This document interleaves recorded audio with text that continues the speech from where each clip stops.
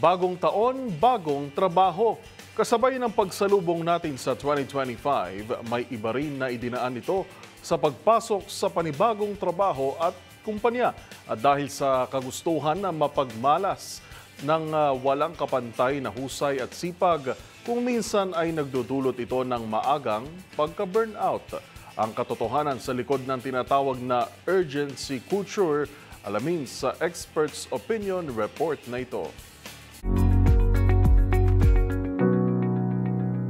Sa panahon ngayon, halos lahat ng bagay ay instant o ika nga nila, one click away na lamang hanggang sa puntong nakakalimutan na nating huminto at magpahinga. Kung ganito ka mag-isip, pasok yan sa tinatawag natin na urgency culture, kung saan parang lahat ng bagay ay dapat may instant na sagot o aksyon, bagay na ginagawa ng marami sa atin. Urgent ang lahat ng bagay sa kulturang ito, kaya hindi matukoy kung ano nga ba talaga ang mga bagay na mas mahalaga kaysa sa mga pwede pa namang ipagpaliban. Pinaniniwalaan din dito na ang mabilis na response ay katumbas din umanon ng pagiging efficient.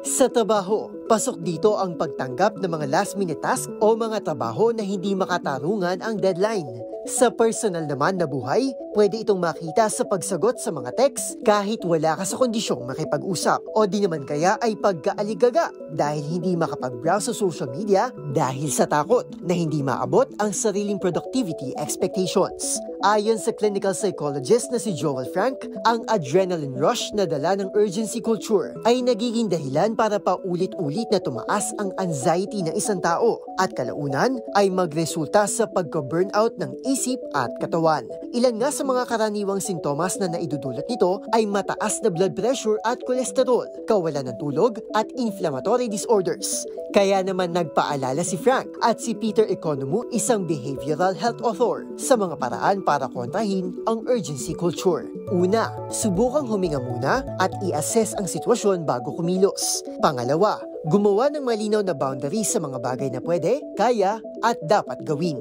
Halimbawa, huwag sasagot sa text na may kinalaman sa trabaho kapag madaling araw na, o hindi naman kaya ay huwag basta tatanggap ng trabaho na alam mong hindi mo naman kakayanin. At pangatlo, mag-focus lamang sa isang task at iwasan ng multitasking o task management hanggat maaari.